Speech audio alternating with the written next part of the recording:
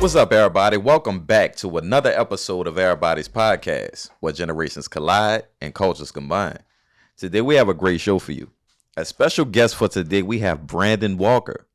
And you can catch Brandon Walker live every morning on WWL-TV. He's a news anchor. He's a local native of New Orleans, Louisiana. And we'll get more into his story later on in the show. But for now, it's your boy, Ricky. And I'm the Honorable Darren D. Purnell, the street speaker himself. What's up, Rick? What's going on, D? What's going on? Man, last week we discussed about the brother Larry Barabino stepping down from Norwood. Yes, we had. Yes, now the story come out that a lot of coaches that give their time don't have a background check. And I think it was a bad jab at Norwood. And I'm saying, I think it's a bad jab because a lot of these guys, even though they may have records, this is my opinion, as long as it's not sexual and dealing with kids or anything like that, who cares, right? No, I'm with you. Yeah, I'm with you. Yeah, they should have, especially dealing with children, because this is like a sweet spot, soft spot for me too. Yeah, me too. You know what I'm saying? And I'm pretty sure every other parent, you don't want nobody who have sexual charges around your kid, right? Because for some strange reason, bro, it's like if you have that trait, it just don't go away. Like it's a part of you, right? Yeah, it's a part of you, so, you know. And I will say to the coaches, they do a great job. Samson Polk, Morris Jeff, Joe Brown. I have been around some of these coaches. They do a real good job. We partner up with Morris Jeff. We have done so many great things with Coach Nolan, Coach Biggs, Coach Chad, Coach Fiji. And those guys, we could see they put the work in, but they may not have a clean record. My thing is the people that's bringing it up and making a decision against them, they're not going to come out. They soon tired and go on the field. So right. Who's going to do the work for the kids? I mean, but like you say, I think it should be that excludes certain individuals because of certain charges. Right. Because again, people get in trouble. Yeah. But they there for the youth, and you can tell the difference. You know what I'm saying? Yeah. Like they there to represent them. They've been through their trials. Yeah. Now they just trying to give back. And even the guy that got sexual things on there, we are not against you. We just don't trust you around the kids. Yeah. You have revoked your license to work around the kids. Exactly. So hopefully, and he was there for 7 years. And just when I was saying the frustration of that's something small to get done. Because once you're filling out your coach application, I would think that's high up on the list.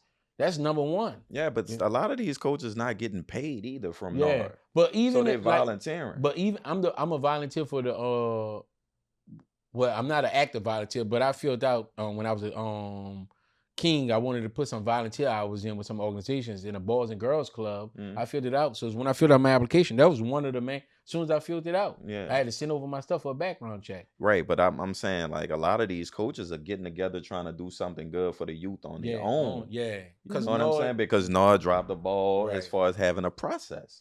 Their process just sucks. You know what I'm saying? So that's how stuff like this slip through the cracks. But I'm glad it's getting exposed because we don't want sexual predators. Yeah. Thank you.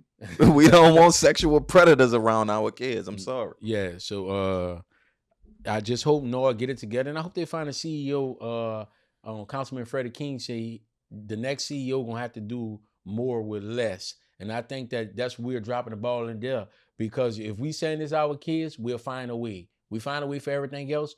Find a way to get them the money they need, the funds they need to get our youth on what they need. Because when you saying to anybody that don't cut your kids' budget, your future budget, and then Super Bowl come down here and you find a way. Yeah, find a way. So that's what he said, more for less? Yeah, he's basically. So that means a person got to take a pay cut? No, he ain't saying pay cut. The resources not going to be there so more. You got to be more creative. Yeah. So he would have to take, if normally the budget, let's say, was $6 million and they gave you 4.5. You're $1.5 million. You just got to be a little more creative on what you're doing. I think, like, say, for the summer camp, you might have to do more swimming on days than going to the zoo because you got to pay for that. Yeah. So you may, since I own the swimming pools, I may go ahead and throw more swimming days on swimming field trips in there. That will cancel out me going to the zoo on there. Yeah, I got you. And just cut the budget a little bit or whatever. So We have another thing on Rick. I mean, the sheriff office, old sheriff, new sheriff, they cannot get out the news. Can we get a week where it's quiet? I'm glad it's getting exposed though. Yeah, well, I'm glad. Like, yeah, is that much corruption inside of that system? man.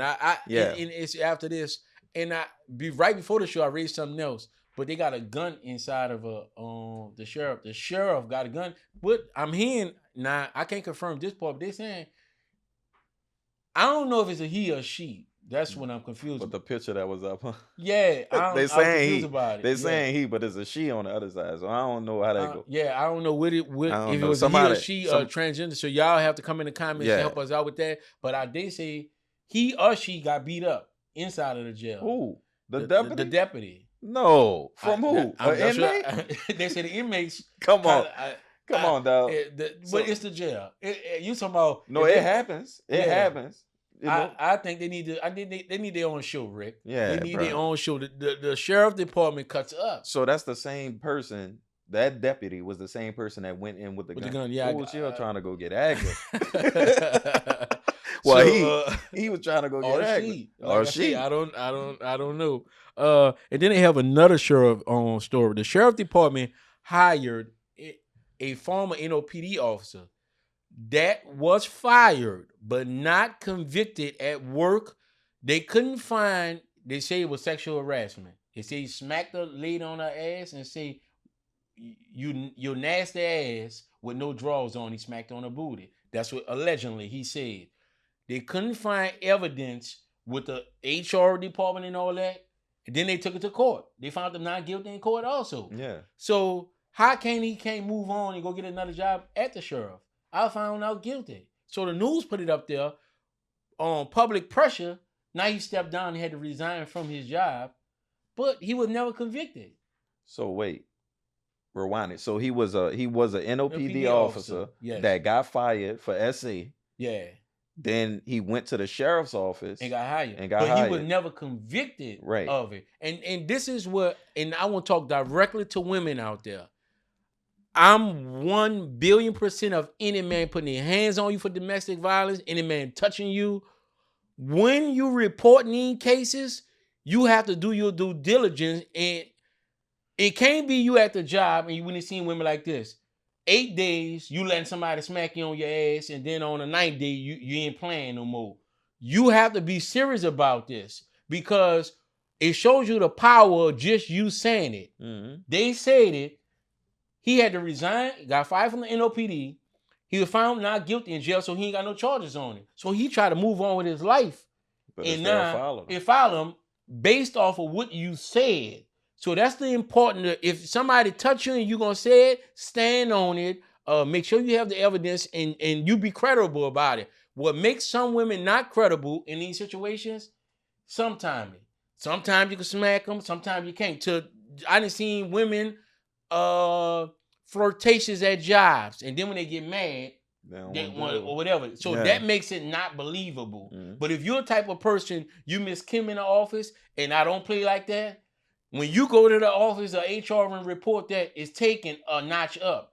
But when you plan, that makes it sometime. Yeah, I totally agree with that too, D.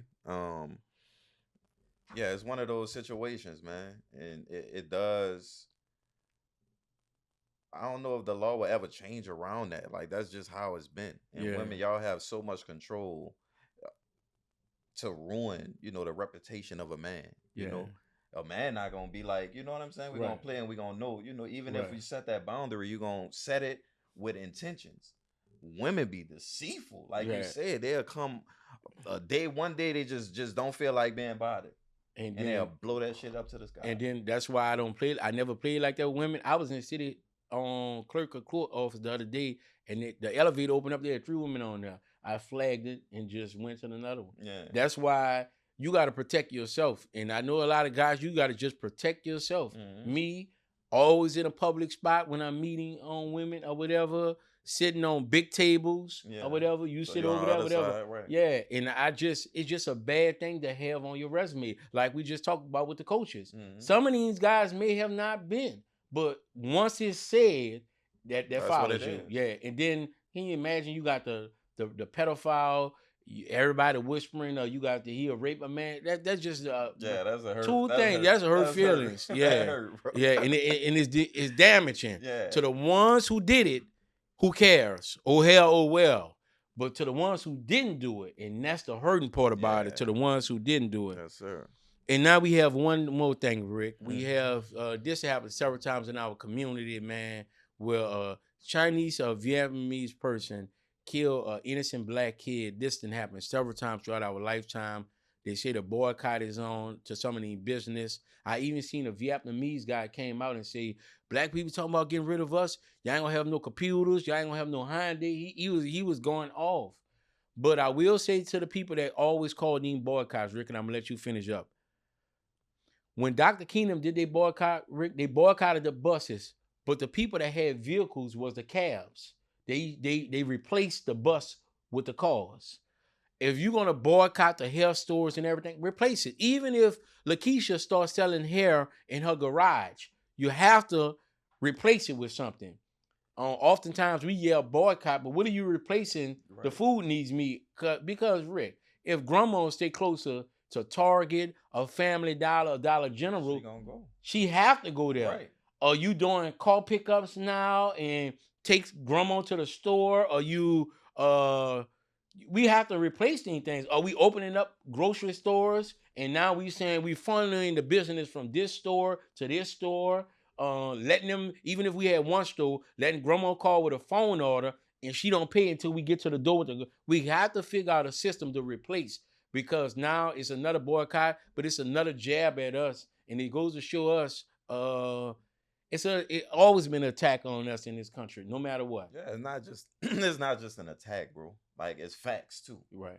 It's facts that we don't go and put our best foot forward when we getting in these different industries.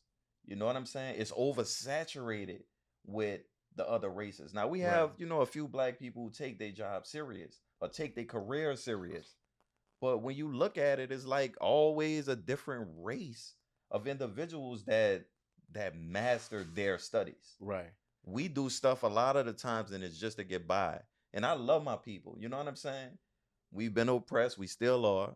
You know what I'm saying? We still trying to fight our way back into a system that's designed to keep us down. Right. However, that just means we have to fight even harder.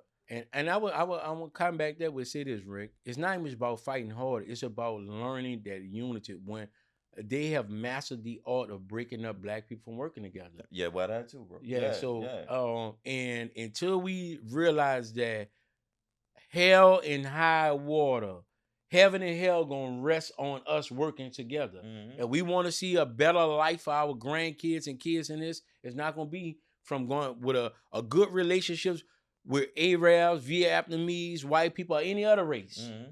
We have to start within. Now they know we don't play about us. Right. So now they're gonna know what the consequences is or whatever. But they know we play about us. Yeah. So that's why you can play with us. Well, you're absolutely right. And a narrative that's being put out too.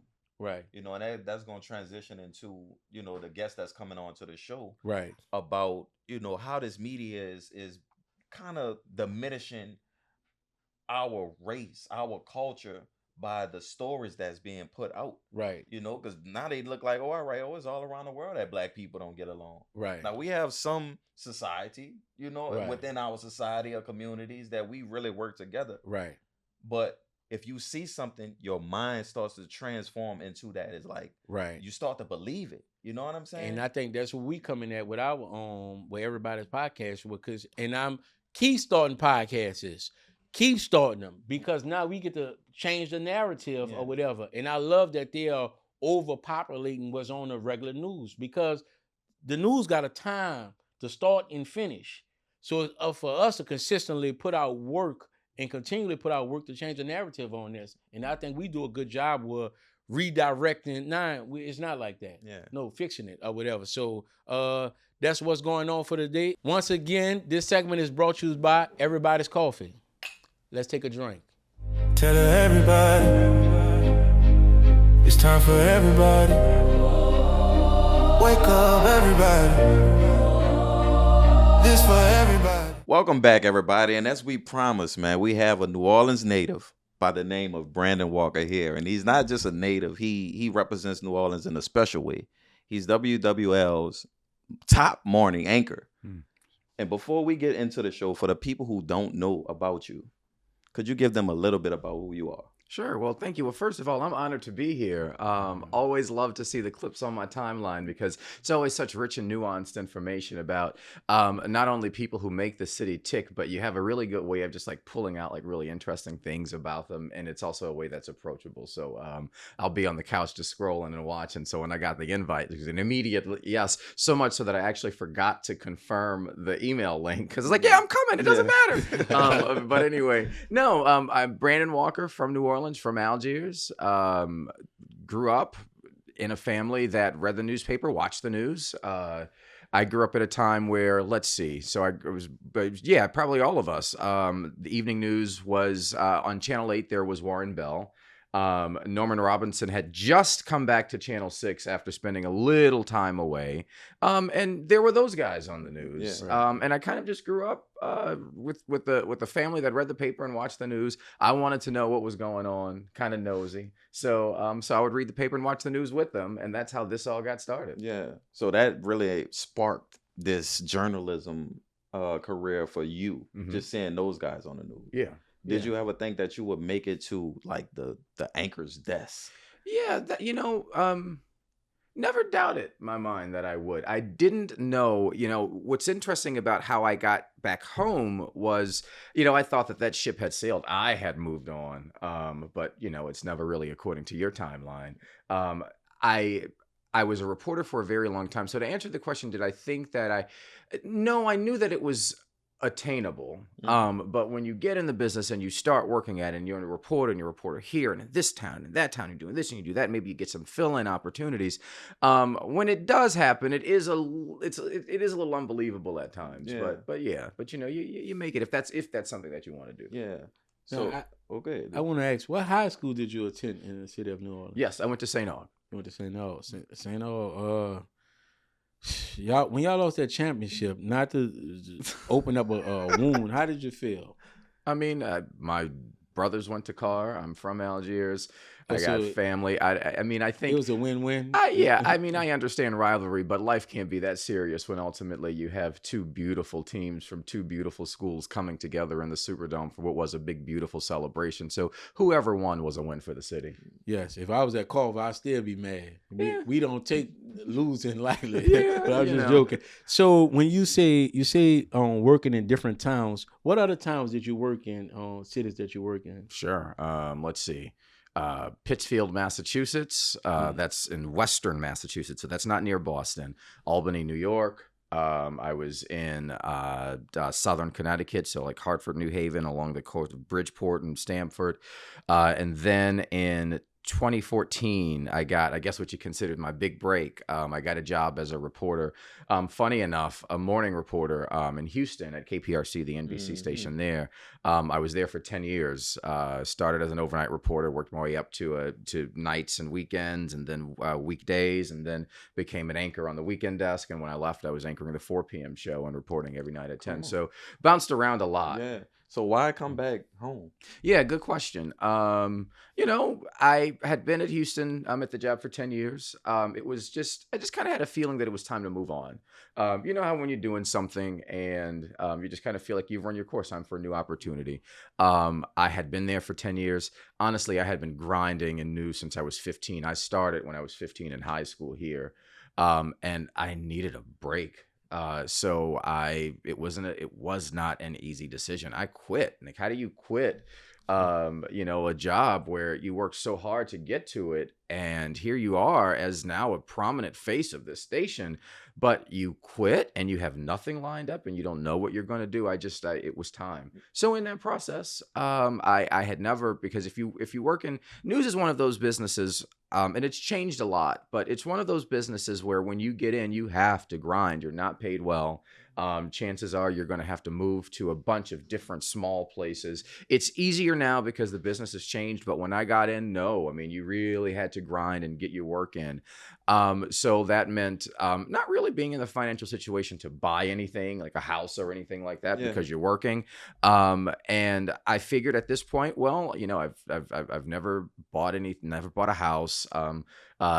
Extended vacation I've never really done because I've always been at work. The only time you'd see me is if I got the weekend off to go to somebody's wedding. And I took the time in that process. I came home, not to move. I just figured, you know, let's spend some time here, see what's going on, and started looking around at properties to buy. Found the house that I currently live in, a duplex. I was going to rent it out. It was just a project, looking for something to do. In that process, I had been talking to WWL, but it was a loose conversation.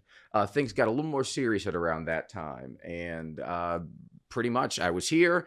And we were able to make something work. Now, initially, they asked me if I wanted to do a morning show. Remember, I'm coming from nights. I said, absolutely not. I did not want to do a morning show. I didn't see myself as a morning guy. But then I thought about it for a second, to be honest, and this is where it all comes full circle. I've got this house. It's in Treme. I was blessed enough to buy it. It is a 3-minute drive from my house to the TV station's back parking lot, door to door. You've got a job offer that you didn't have to look for.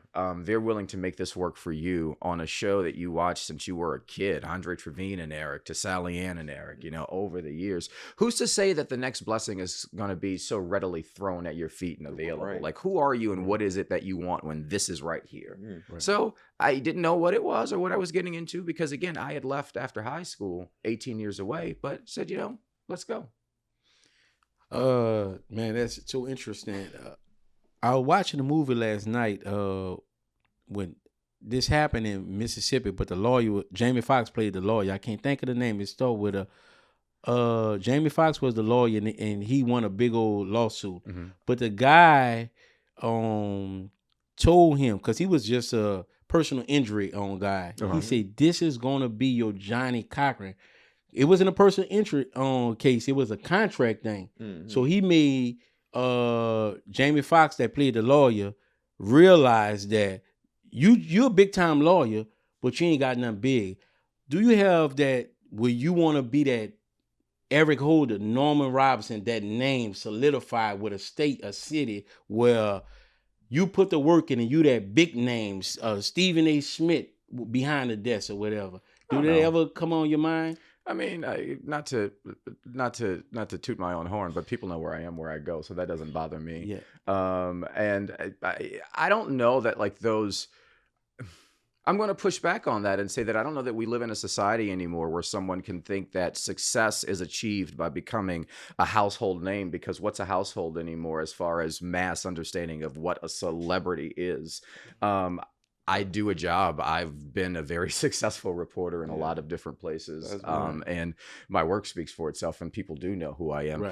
Outside of what that means, I don't really care. What award? Because I seen too that you, and I don't know, there's so many awards that go on, but what's the journalism award that you received, and what was the criteria on obtaining that? Yeah, several. I've been honored with several Emmys, several Edward R. Murrow Awards, from my work at various stations, from Connecticut to Houston. I've been nominated for the Best Anchor role twice for Emmys here. The criteria, I mean, you submit your work, and you're up against other reporters from and anchors from within your category. So Louisiana, New Orleans, the New Orleans market, I should say, is in the Suncoast Emmy chapter. So that's Gulf Coast states along into Florida. When I was in Texas, it's the Lone Star chapter. So it's pretty much all of Texas. When I was in Connecticut, it was actually the New York chapter because we're right outside of New York City. So that's with that. Murrow's, it's region-wide too. But then you also have AP Awards, Associated Press Awards in New Orleans. You've got the Press Club of New Orleans Awards, and every different category has its own criteria for applying. But yeah, so that still was a pretty tough defeat, right? I mean, for you to win. It was an honor. Yeah, Yeah, it was an honor. Yeah. So who votes on that? Like, Yeah. is it the citizens that vote, or is it like an in-house thing? Yeah, it's an industry thing, and so that's why you'll hear people say, it's like, yeah, well, you're honored by your peers for an Emmy. I mean, I guess fine, whatever. Yeah, but it's so if you're talking Emmys, there is a committee, members of the organization, and you vote. Moreau's, if you're a member of this organization called the RTNDA, if I think I have that right, Radio and Television News Directors Association, or something along those lines. You can fact check that.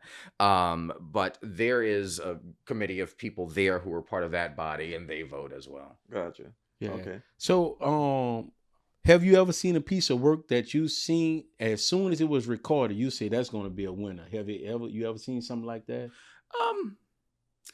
I don't know. Yeah, I mean, not that, I can only speak for myself, and I'm not really going to approach a story after it's done and say, hey, that's going to win an award. That's not my my inspiration at the fore. But a good story is a good story, and I think if you put in the work and it looks good and it's well put together and it approaches, or at least it checks off what you set to accomplish, and you're providing whatever it is that you set out to accomplish in getting that story done. Yeah, it's a good piece. Yeah. I want to know, how do you keep your emotions? You from New Orleans, Mm-hmm. and I'm pretty sure you have family all around this place. Mm-hmm. How do you keep your emotions out of some of these stories when you sit at that desk? How does it not become personal as you explaining what's going on in our city? Yeah, that's a good question. And I think, honestly, at the end of the day, your job is to tell me what's going on. Now, emotional. Well, what are emotions? I don't think that there's anything wrong with establishing some sense of emotion to something that is emotional. If it's a tragic situation and you're talking about it, but you're talking about it as if it's nothing to you, I think that would cause more harm than the good that is informing. But to acknowledge that something is bad, or to show some empathy, or depending on what your story is, some sympathy, that makes you human. That's fine. I think, what's different, though, is when you start, of course, opining about certain things, no one's there for that. Yeah. So you got to watch that. But I don't think emotion is a bad thing. And I think especially today, where, media is fragmented, not everybody's sitting down to watch the news. In fact, most people aren't. So to be that prototype of news anchor that was the case 20, 30, 40 years ago is to establish yourself as obsolete before you even give someone the chance to consider whether you're relevant. And when you see stories like Hurricane Katrina, Mm-hmm. and when I have watched the news and I have seen anchors, it's a worldwide story, and they're talking about it, and they're so off Mm-hmm. in the information that they're saying, it makes me mad. I get emotional. I'm like, man, I don't even know what he's talking about. Mm-hmm. Do it. Yeah. Yeah, he's gonna throw something at the TV.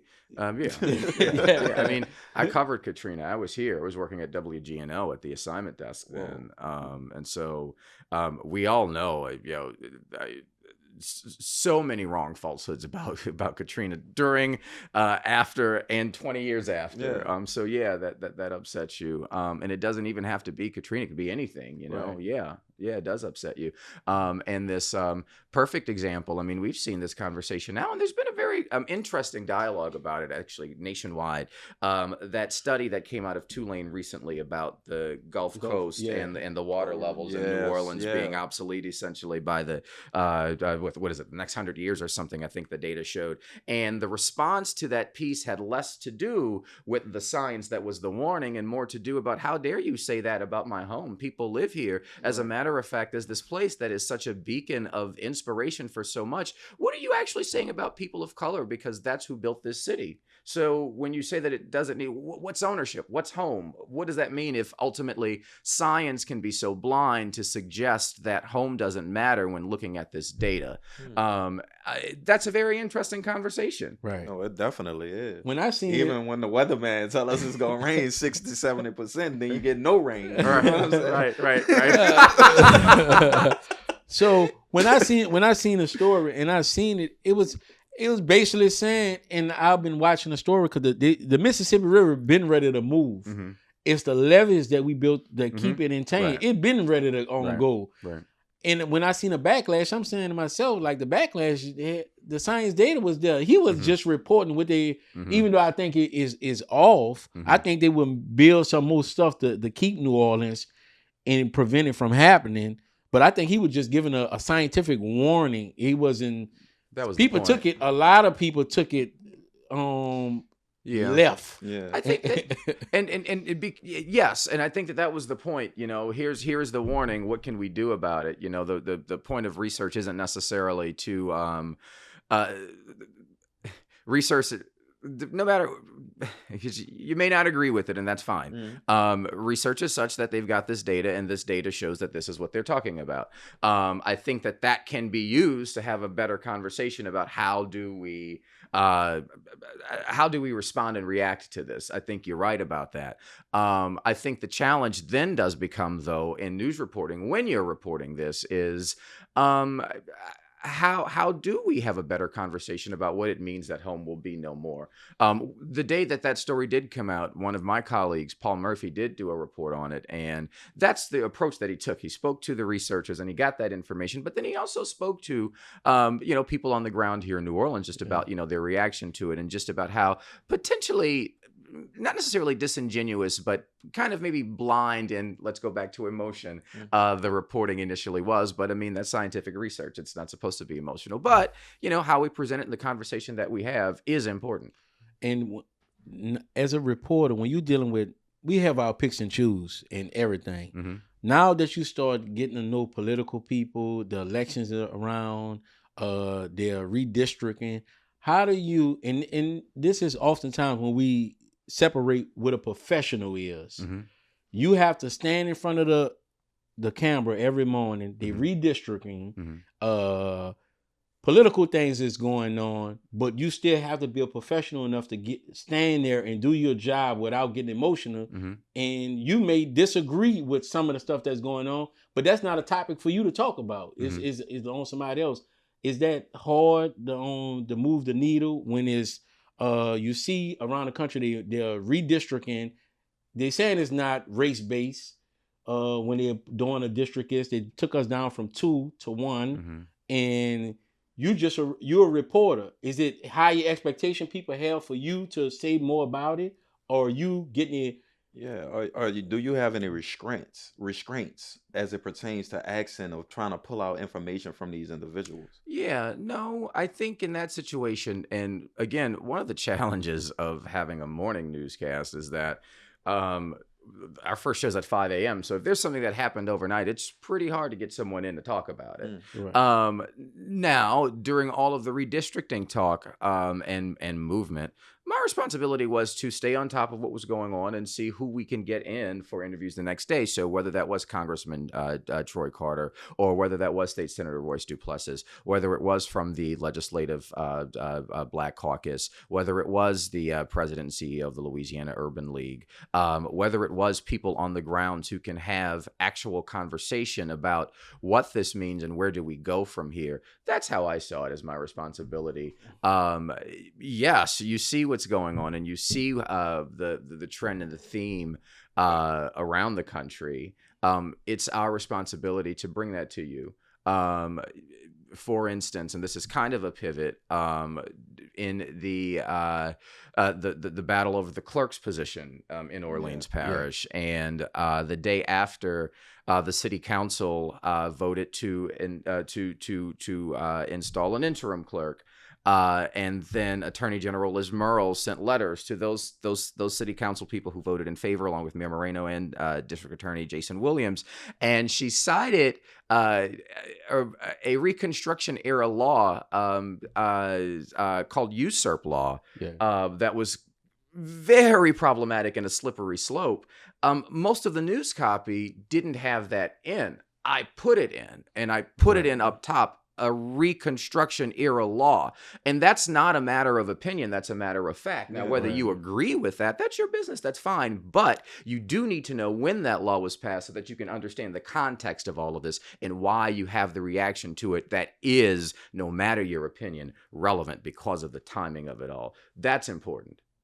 And they're still waiting. The city on Helena Moreno still put something in right now. We're waiting on she asked the Supreme Court to reconsider. They're going to reconsider it, yeah. And this, when you're sitting in a room and they have all this information, New Orleans, as we sit on the show, it's been a hotbed for news all around. It's like we can't get out of story from the sheriff's story, the police stories, and the overtime. When you get news, is that easy to do? When you get news like that, they just hand you news. Is it easy to work like that? Yeah, no. I mean, a busy news day is a busy news day. Yeah. Not to make it seem like it's not important, because it is. I've just worked a lot of different places, and in very big news towns. Houston's one of the most major news markets in the country, and there were big news days like that there, and so you just learn to move. Yeah. So very similar to you learn what you have to do.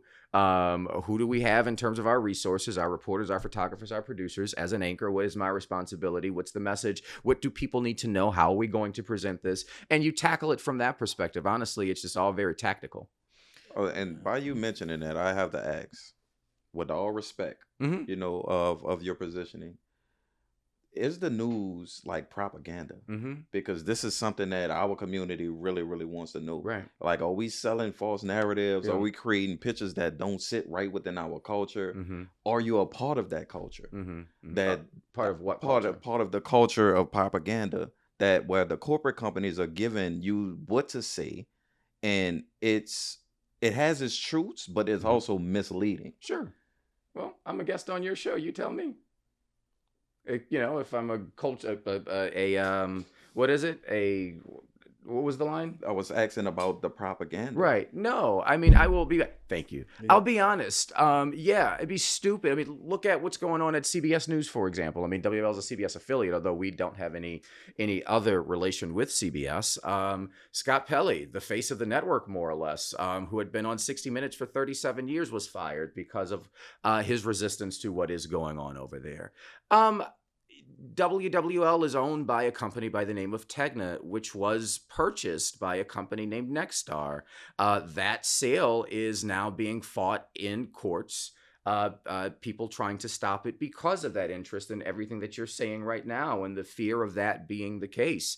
I can tell you, no, nobody's telling me what to say or how to say it. As a matter of fact, that newsroom's full of people who are from here, who care about what's going on, and they bring in every day the burden of the responsibility that is to get to the bottom of it with all of the stuff that you're going on, that you mentioned that's going on. Now, listen, I'm not stupid. There are people who are not going to agree with how things are presented, or reporters are human, and so a reporter might say something that may not be said in the way that you may like it, and you may take it a certain way, or actually how they said it may have been wrong, but in their ignorance, they weren't really understanding as to why it was.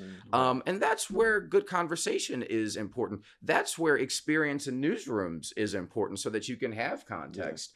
I think also because the media sample is so overpopulated with so many different options, you can essentially believe what you want to believe. So this news organization can report this, and that can be truthful facts, but then that news organization says that, and they've got that to support it. And so then you're left with, well, who do I believe? I think the responsibility is on the consumer to consume it all and then walk away with your own assumption as to what's going on. I know that's a lot. I know that's a burden, but that's not you've got so many different samples out there, and so many people telling you what you need to believe. Your own phone tells you what to believe based on what you click throughout the day. Yeah. So I think you just have to be careful with how you sift through information. But I can tell you, in every single one of these newsrooms in this city, you've got kids who are on the ground really working hard to bring it. And it is not easy. Yeah. It's not easy because everybody thinks that you don't know what you're doing. And it's like, no, man, these are kids who are coming in. They're looking through court documents. They're reading laws. I'm up at 1 a.m. reading laws. Like, are you doing that when you're passing comment about whether I'm right or I'm wrong? I think that we just need to be a bit more responsible about how we consume what we consume, and ask questions based on what we read, for sure, and hold people accountable. And that goes to this question: podcasting. They have some do it every day. They got us do it once a week. When they're putting out information faster at a pace that they're beating the news, Mm-hmm. how does the news look at it and say we got to do something like this or whatever? Well, yeah. I mean, it depends on the medium, sure. I guess because again, yes, information travels much faster. Right. Yes, you can find out what happened from someone on a source much faster. In a news organization, you've got someone who has been probably walking halls, knocking on doors. They've got sources for 25, 30 years on you. So yeah, you got somebody who told you something. That person's going to be able to tell you what it means. They've got the sourcing to it. Now, that's not the case with everybody. And there are podcasts, and we're seeing this now with journalists and very accomplished people who are now part of that conversation. Yeah. And it is the role of news organizations to keep up, yes. But I think you're seeing that in some newsrooms where some newsrooms do have podcasts. I mean, I think that, when big news breaks, people tend to go back to those traditional models when things are happening right now. But yeah, the challenge going forward is when you're talking about what's topical, what's now, and how that's delivered in a way that's more accessible. You're going to be in situations where sometimes information of what happened is put out there faster than the point of I think newsrooms know that. That's not something that you can really avoid, right? Right. Because, well, the information's out there. That newscast may not be until whatever that time is, but that doesn't matter. There is the station's website. There is the station's social media platforms. Most news organizations stream 24/7 and have the capable output to do so. Yeah, right. We do as well. So it happens. We're up. We're doing it. I think it's just how the media landscape has changed. But again, who is credible, who has the skill to ask questions. And again, not every reporter has it. I'm not Right. stupid. But who has the capability to really read that law and know what's going on to give you a nuanced response? Yeah. I would have to ask this question, and I'd be crazy not to. Okay. Empower what is Empower Unola. Empower Unola. Mm-hmm. He's my number one news source. Okay. Anything that's going on in New Orleans, Mm-hmm. as you said, when it's big news, of course you're gonna watch the important. Before it's day-to-day operation, I carry him. Mm-hmm. It's like he's 10 times faster than the traditional news and getting it out of there. Even with the jailbreak. Give me an example of that. How so? The jailbreak. Yeah. When he broke the news, Mhm.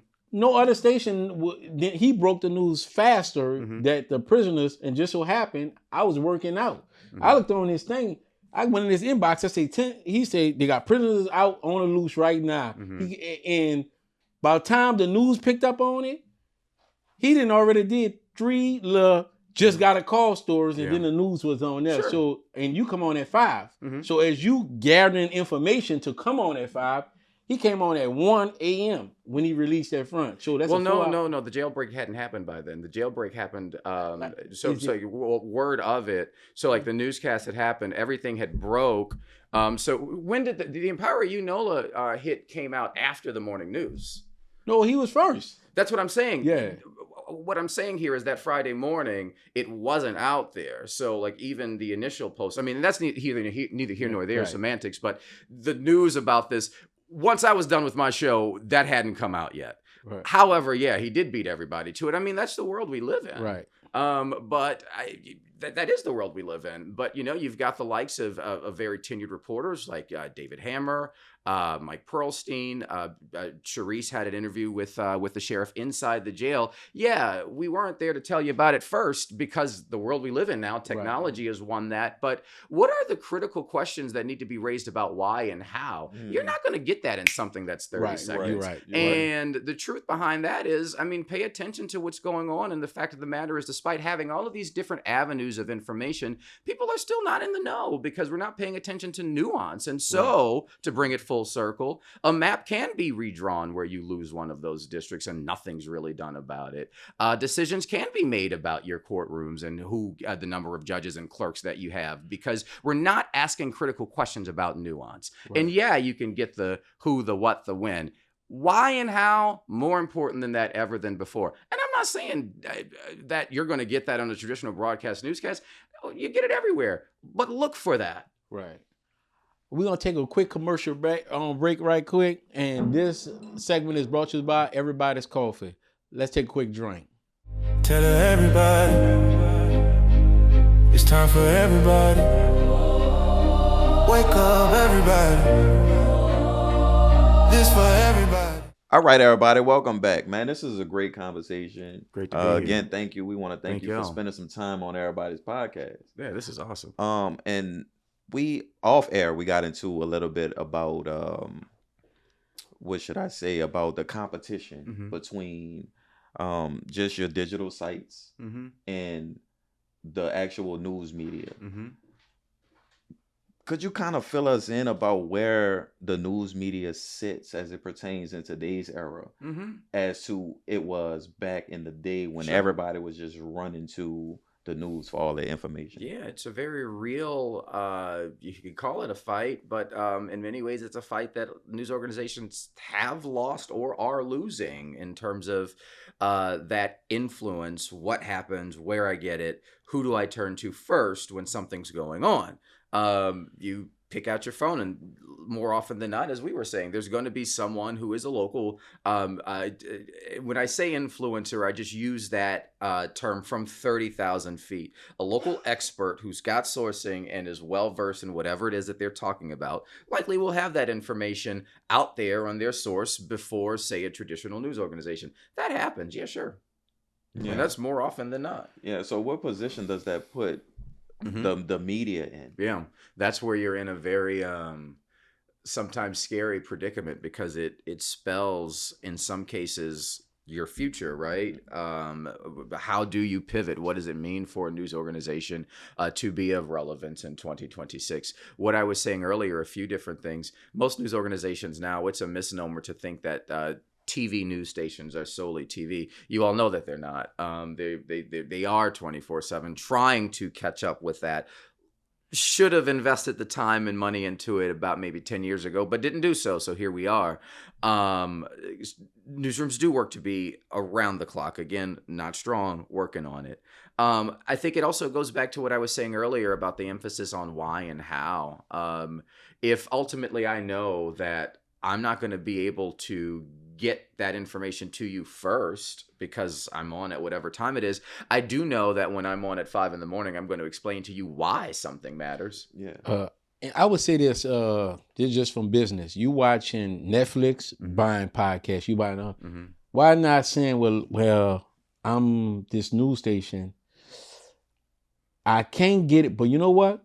I can purchase this podcast because these guys selling their podcasts to whether it's Wallow and Gilly. Joe Rogan just sold his podcast for $2. Yeah, I mean, it's being done. If you're a news station right now and you saying, well, hold on, you know what? I'm going to get me some of these podcasts. I'm going to call Empire, to myself, and I'm going to work a deal out.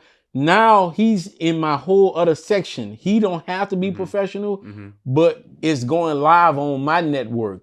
So now I'm getting back into the loop, and my numbers getting where I want them to be at. Where I can, when I'm calling for on endorsements, sponsors, they're looking at, dang, you got 6 million views on this because half came from you guys and half came from my podcast, and I can draw more.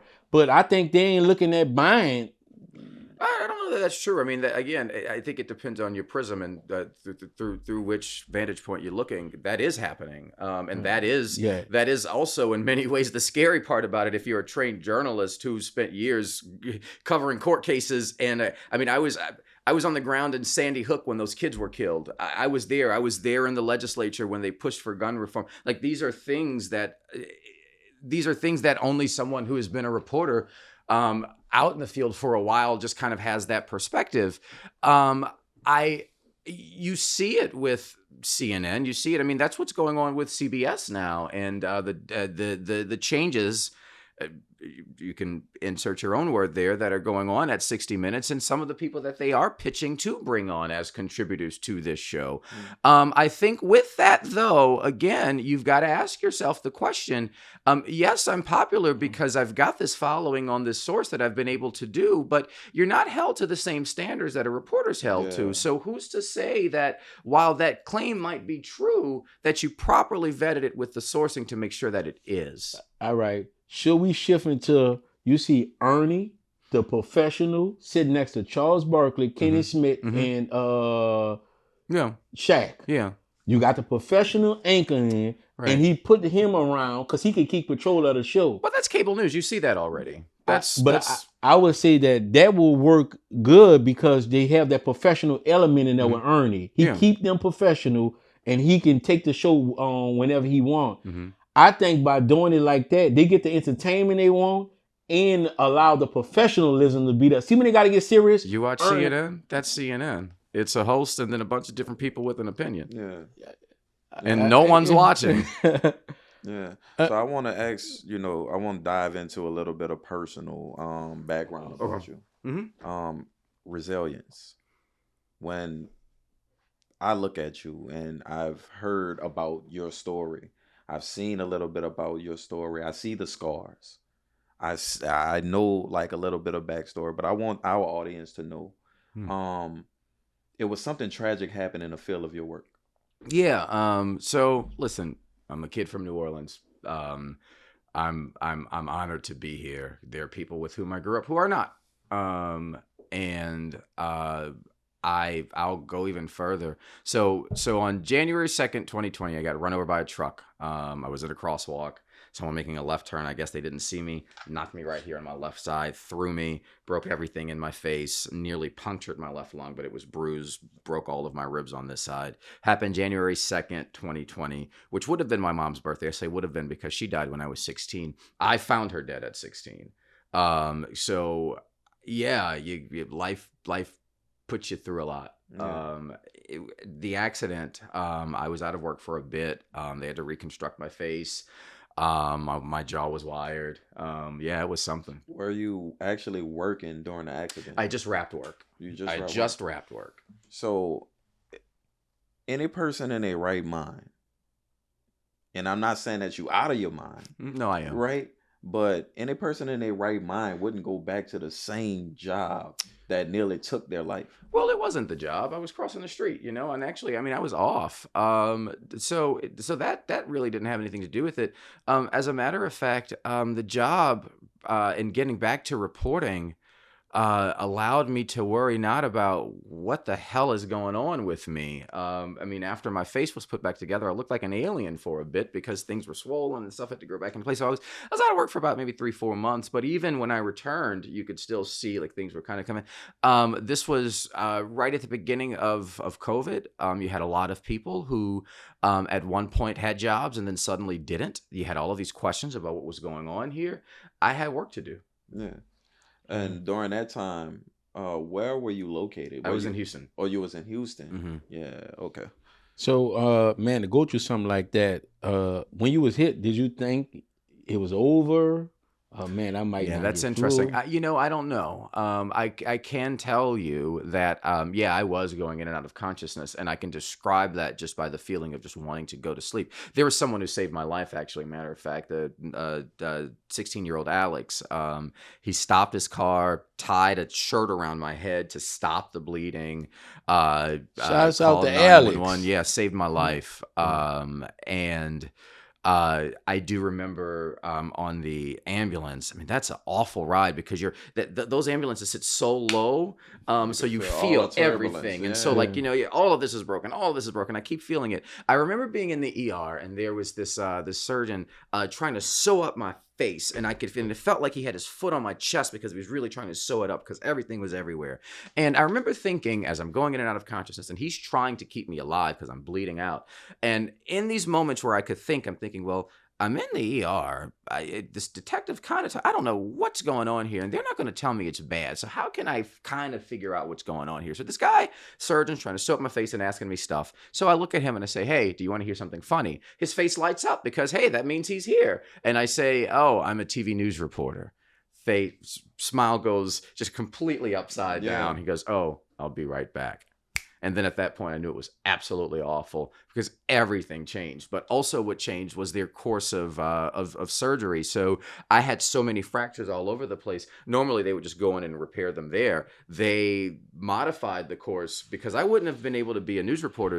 What they did was, and this might be a little graphic, but I've got this like Bart Simpson part right here. So that's where they went in, rolled my face down, rebuilt it, rolled it back up so that I can still do this. But Like yeah. face off. Yeah, pretty much. Peach. I can eat a peach all day. Yeah. So, in something like that, did they ever catch the guy? Yeah, no, he stayed. So he wasn't found criminally negligent for anything. I mean, there were other citations there. Man, that's wild. So you was able to face him after, or you just let it go? Oh, well, I don't like, I mean, I was kind of, what do you mean? Like, from the scene?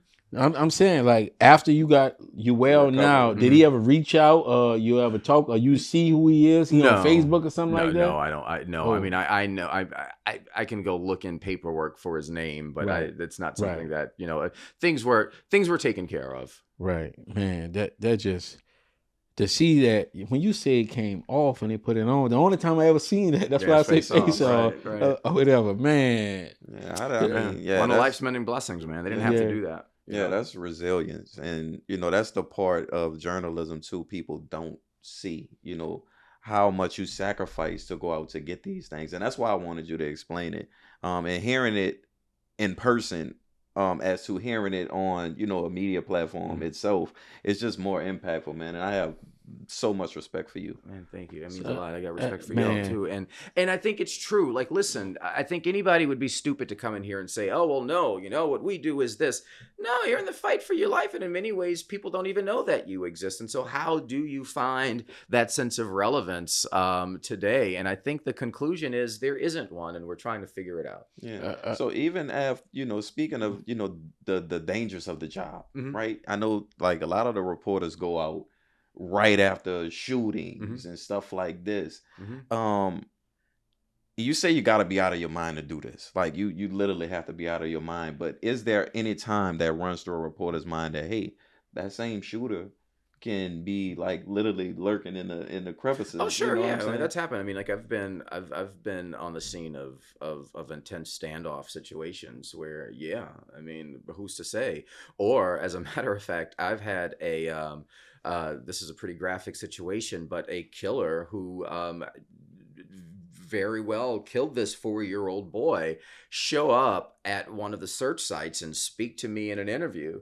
And I had gotten a tip from one of the organizations that was helping to search for this boy that something wasn't right about her. So really go in on the questioning and just really pin her down to the details, because what's going to shake out is she's had something to do with it. And that's what happened. I mean, that's crazy stuff. Killer come back to the scene. Yeah. That's crazy. And you know that, wait, and so someone tells you, like, she might have done it, or someone knows something about it. So you're sitting there, she's right here, and we're talking like, oh, well, what happened? And, and she's saying, oh, bring back the baby. I mean, that's And they kind don't of know cool. the whole time you're a professional pulling the information out. It's like just trying. It's like, well, Yeah, so there's a thin line between journalism and detective then. that's the love and hate of it all.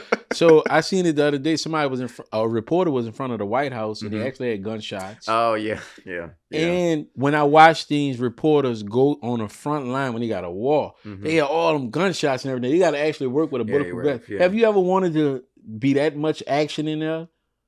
Where, like on the front line of the war? When I was younger, yes. I mean, depending on what the assignment is, if you've got to go, you got to go. And what about what that is? The animals, Geographic. You watch those reporters. Yeah.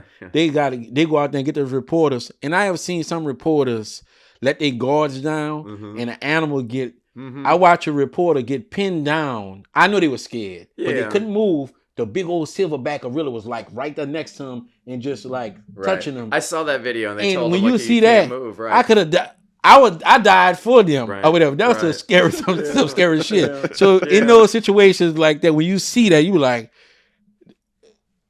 You know, what would you do in situations like that? Yeah, I have not. I have not been there. The closest, it was a fun story in Texas. We went out to West Texas, this town called Sweetwater, and they do every year this rattlesnake roundup, and it goes back to like the 1800s, where they, it gets hot outside and the rattlesnakes are everywhere. So they go in all these like caverns, these caverns in the middle of nowhere, Texas, getting these rattlesnakes, and they're coming out everywhere. That's the closest I got to National Geographic. We're okay with that. Yeah, I'm not. When they came out, Snakes. you actually got close to them? Yeah, they're right there. I got the videos on my phone. So it's just like it's crazy. And you're in these like caverns, and you're climbing down into these. It was insane. Would they peel the venom out of them or something? So yeah, and so that was part of the story. So initially, yeah, it was kind of pest control back when there wasn't pest control. Now it's a bit sport, and so you've got the ethical question about what is it with these rattlesnakes if you're going to where their habitat is and pulling them out. Depending on who you are on this, you say it's population control on the other end. Others say that it's sport and a bit inhumane. And that is part of that conversation. Okay. And it still takes place today, funny enough. Yeah. But they did say a snake on a farm, he's not as bad as you think he is. Like the ones that eat the mouses and all that, he take care of them, but not one that could bite your animals. But they say they got a wild hog problem in Texas. That they got actually on YouTube. These guys reported that shoot from the helicopter and just be shooting them down. Yeah. We've reported local news stories, right? I mean, I remember in Texas and Houston having to cover a few of those. There was one situation, an unfortunate situation, outside of Houston, outside of Beaumont, where a lady was unfortunately mauled to death by one. Other situations, they're just a bit more of a nuisance than they are of a threat like that, where they're eating your bushes and whatnot. But that's all over Texas. But I mean, that's on one end you have urban areas extending exponentially into natural habitat, but then on the other you've got wild boar, technically invasive, but with a rapid reproductive rate. I mean, which came first, the chicken or the egg? Yeah. I have a question too about why is it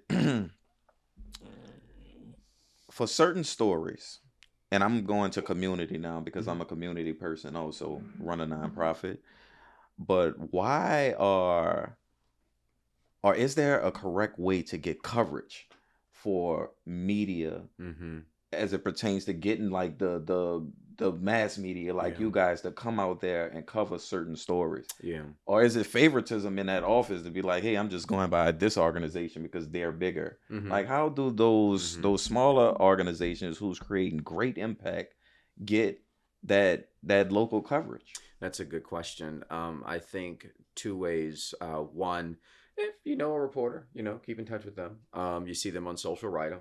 I think also to the reporters out there, it's the responsibility, I think today, especially today with media so segmented, of that reporter and of that news organization to kind of be tuned in to where those organizations are. I mean, I know me and Bree, my co-anchor on the morning show, she's really good at this. Just a lot of honestly, a lot of scrolling. To see what's out there. And so I'll do that too. And we'll reach out to organizations and say, oh, that's pretty cool. Let's see what's going on. I think you have to do that. Okay. Right. So it's not like a corporate decision to be like, hey, we don't want this aired, or I can't speak for that happening to me. Okay. I mean, I'm not stupid to say that hasn't happened to others, of course, I mean, that's awful.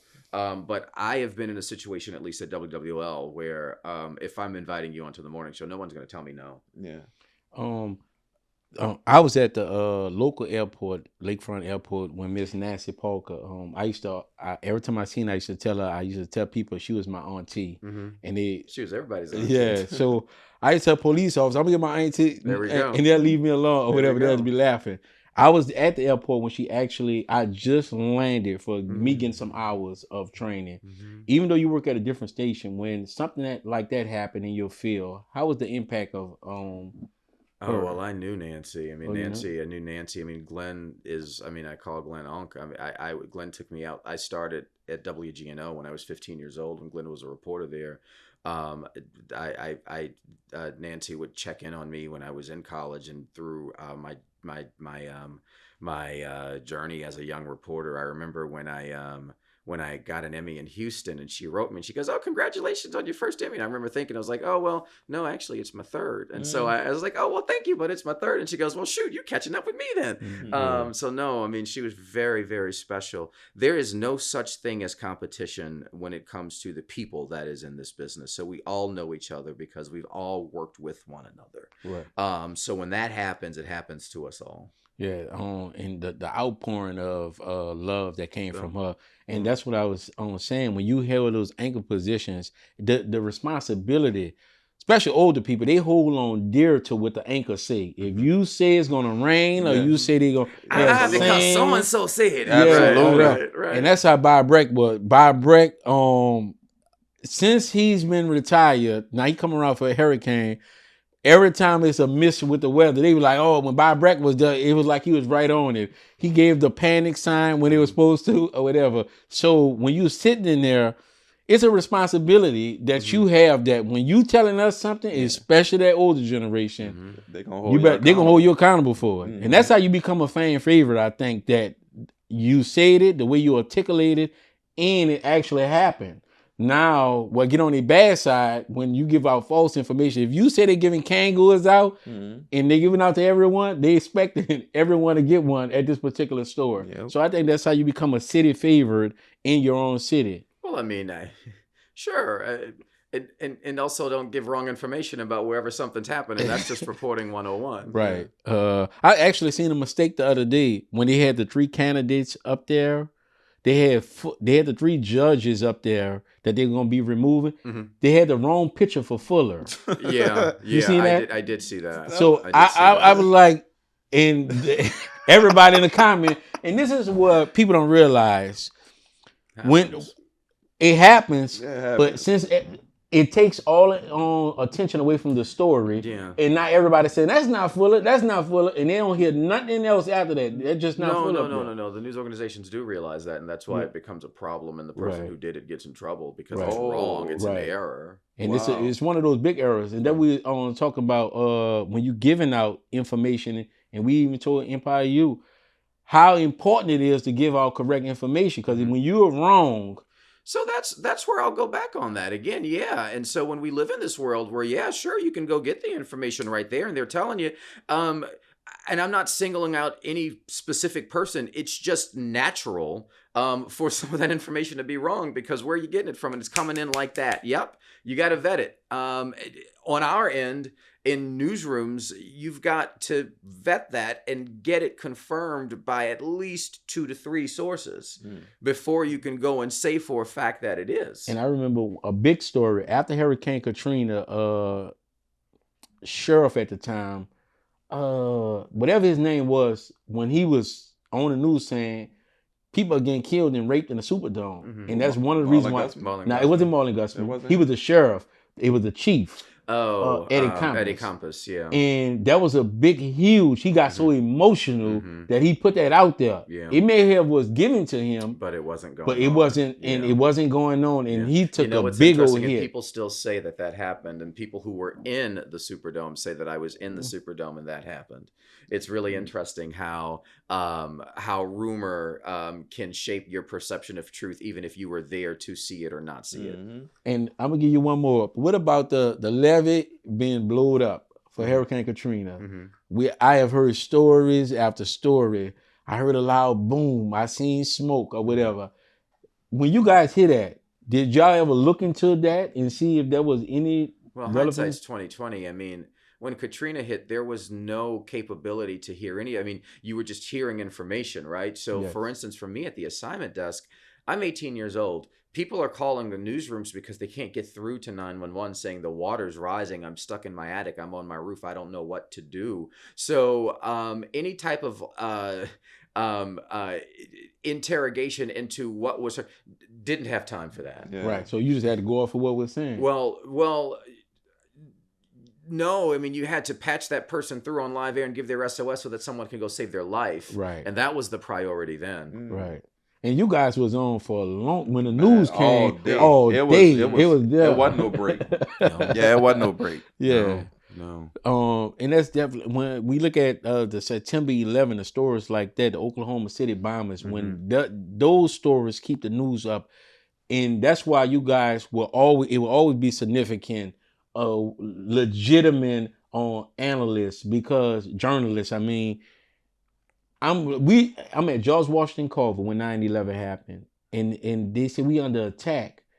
This is the first time the ROTC coach got everybody in the room for something because, and we were in there, the whole school shut down and we were watching the news and it was like they about to start the draft again. And it was just amazing how the story, then we seen a building fell. So I can only be imagine a reporter on front line and seeing this thing happen. And I never been alive where we was under attack like that. I was like, we the big man, America. Right, same. I was in high school too. So, and I'm seeing that. If they would have signed up for the Army, Rick, I would have signed right then and there. We was ready. I'm talking about this. If they would have did the draft that day, most of Carver was there because we ain't never been attacked before. You said JROTC, huh? We had to be in this class. Yeah, I didn't take that class. So I wasn't in that class neither. Yeah, I didn't have that type of heart. You understand? Yeah, but he was so happy. He got all the kids for the first time in his life. All of us, and they let him speak to all the kids. That's a shame. He was a Purple Heart, I think, or whatever. I forgot his name. I didn't like him in school. He was all right to the ones that was in his class. We're going to take one more commercial break. And this segment, once again, is brought to you by Everybody's Coffee. Let's have a drink. Tell everybody, it's time for everybody. Wake up, everybody. This for everybody. Welcome back, everybody. Man, we hope you guys enjoyed this show and got information. It couldn't be no better, man. But we do have a show called Do You Remember? Okay. And we take you down memory lane on questions on music, food, New Orleans culture. Okay. Are you in or out? I'm in. All right. The first one is I want to give you a Hall of Fame vote. A New Orleans food Hall of Fame. You only one can get in. All right. You got A, beignets, B, king cakes, or C, po' boys. Only one can get in 2026, and your vote counts, so the people going to be counting on you. Hall of Fame. So the Hall of Fame hadn't been established prior to this in 2026? You're giving us an idea. Okay. Because I don't think there is one. I just came up with the New Orleans Food Hall of Fame. I mean, so you said the options are beignets, king cake, and po' boys. I'm going to say po' boy. Po' boys. Yeah. And why? Because one, there's more variety. You can do whatever if you want. If you want it to be fried shrimp, fried catfish, oyster. If you want roast beef, if you want it to be ham and cheese, whatever, you can do your thing. If you want it to be, I don't know, you can go have your options there. Beignets. Love a beignet. It's not necessarily something that I wake up and crave necessarily as a native New Orleanian. For me, growing up in the 80s and the 90s, it was like, oh, that's fun. I guess we'll go to Cafe Du Monde. It wasn't really something that was. It was kind of touristy. Right. King cake. Well, yeah. I mean, that's carnival season. I'm good on when that comes around that time. I don't eat it all year round. So I would say po' boy. And then also, everybody knows you got your corner spot wherever you grew up, where you would go and get your po' boy, and so that's important. I don't like giving them publicity, but one stop, y'all did good by us with our po' boys. Rick, what's your favorite po' boy? Mine? Yeah, I would say shrimp po' boy. How you like it? I like it fried, crispy fried. Mine, shrimp po' boy, lettuce, cheese, and ketchup only on mine. I don't do the full. Oh yeah, I'm the fully mayonnaise. dressed. You fully dressed the mayonnaise? Yeah. I can't stand mayonnaise. Sauce. And hot sauce, I get hot sauce on mine. What's your favorite? So I'll say shrimp, but I actually it's just plain, just a little hot sauce. That's it. What? You get no cheese on that or no? No. Because like condiments, I just like so funny. I sat just this funny thing like English class, St. Aug. I sat in front of this guy. I'm gonna leave names nameless because it's New Orleans, so like everybody knows. But English was right after lunch, and I would say that he would have French fries with his ketchup because he would never wash his hands and then come back, so I could just like smell the ketchup. It's like I'm good on the condiments. Like just give it to me on the side. I'll choose to use it if I want to. Yeah.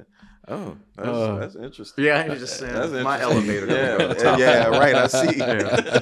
But like what you feel about ketchup? I cannot stand mayonnaise. I just don't like it. Don't put it on my sandwich. But I eat ranch.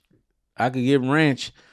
dip it in my fries and all that. But mayonnaise like that, I don't care how it is. Yeah. I don't want my sandwich. I mean, everybody got their thing. I just can't eat a dry sandwich. Like, you lost me with that one. Like, a sandwich dry? A po' boy dry? It's bad enough I can't chew the bread sometimes because my teeth small. So you like bun? You like the bun of the French bread? I like bun. Okay. But if anything, you know, I eat French bread sometimes. It got to be like dong fong bread or some soft bakery bread. You know what I'm saying? Yeah. But like that, what is it? The Hellman's or what? Not that's mayonnaise. Leidenheimer. Yeah. That type of bread, I can't really eat it, bro. I can't digest it. My teeth, I can't chew through it.